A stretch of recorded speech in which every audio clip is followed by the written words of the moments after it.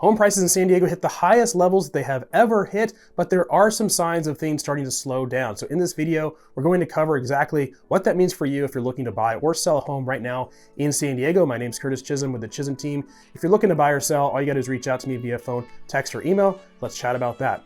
Before we hit the numbers about where home prices are right now, let's hit the national news, what's happening and driving home prices here in San Diego. Obviously, mortgage rates are a key driver of housing prices. Inflation has been out of control, but has been calming down, but recently has been ticking up. We hit a low of inflation of 3%, rose now to about 3.7%. It was kind of to be expected, but there certainly were some unexpected numbers thrown in there. Oil prices rising. Looks like cars are going to start to rise again with the strikes going on. So we'll see how that all plays out. But right now, mortgage rates are sitting right around 7.3%. They had been around the high sixes, low sevens for a while, rose unexpectedly quickly to 7.5, kind of freaked everyone out. Didn't stop everything, but certainly slowed things down, which I'll address. Now they're sitting back around 7.3% and things to be settling out again. So obviously that's a key driver, and median prices right now in San Diego, again, hit the highest level they've ever hit at $1,025,000. That is a complete recovery from the market correction that we saw of about 15%,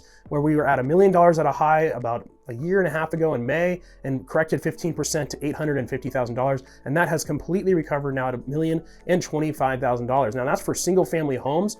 For condos, the high is actually now at $677,000, also a new high for condos. And that was up from $640,000. And that had also fallen off also around 15%, a complete and total recovery. Now, there are some signs of things slowing down. What I like to look at is the final sales to list price. So what this number is showing us is what did that house originally list for, and then what did it ultimately sell for? This is the average of all the homes. Now, it's been over 100%. If you're over 98% in a market, that's actually considered a seller's market because not all homes sell for the list price. Many oftentimes will sell under. So overall, we've been over 100%. In fact, we hit 101% a couple months ago. That is starting to tail off a little bit. We're seeing that both in single family and in the condo numbers.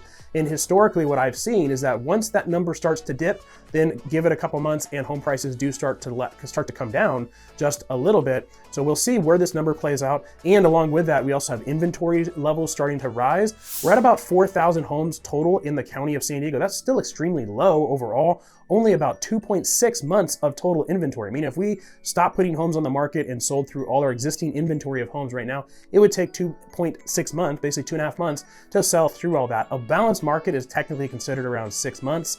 In today's kind of new economy, I would say a balanced market is really right where we're sitting right now, about 2.5 to 3 months. Beyond that, I would say is more of a buyer's market. So what does all this mean if you're looking to buy or sell a home right now? Basically, what's happening is that we really are kind of in a balanced market. So if you're trying to sell a home right now, you have to be extremely careful how you are pricing the home. If you overprice the home, which is very easy to do, the home likely will sit for a longer time on the market. Overall days on market right now is around 26 days on market. So the home can certainly sit and then can experience price reductions in order to get the home to sell. So the big takeaway here is to make sure that you're pricing aggressively so that you get a large pool of buyers looking at your home. If you overprice your home by 10%, you reduce the pool of buyers down to only 30% of potential buyers. If you price it right, you're looking at about 60% of potential buyers. If you underprice a little bit, as much as 10%, you can have a 75% of your buyers looking at your home. That turns into more views online, more showings, and then ultimately more offers. I typically see about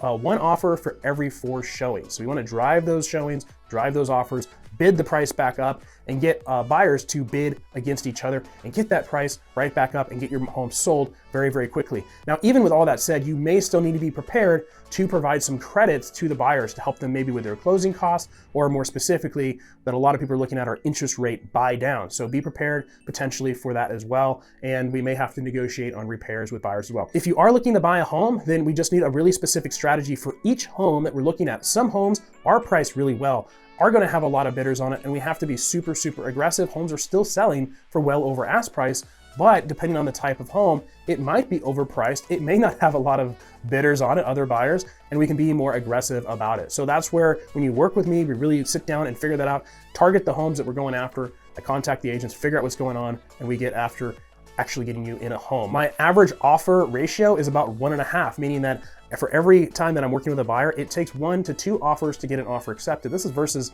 oftentimes people, I've heard horror stories of 24 offers or more. So when you work with me, we have a very specific strategy to get you into your home. I hope you found this market update helpful. If you're looking to buy or sell a home, please reach out to me via phone, text, or email. Looking forward to talking to you soon.